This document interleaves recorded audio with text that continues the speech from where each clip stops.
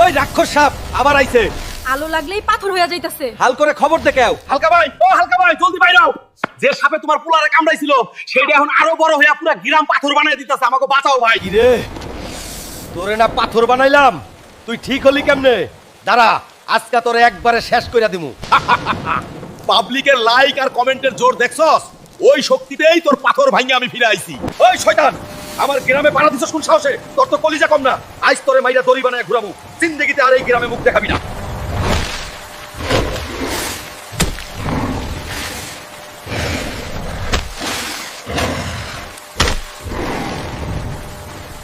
ওরে বাবারে, ছাইরা দে, আমি এখনই সব ঠিক করে দিতাছি।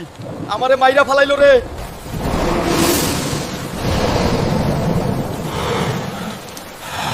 হালকা ভাই জিন্দাবাদ। সাপ পলাইছে। আব্বা, আমি পুরা সুস্থ হয়ে গেছি, তুমিই আসল হিরো। বন্ধুরা, ওই সাপ আর জীবনেও আসবো না।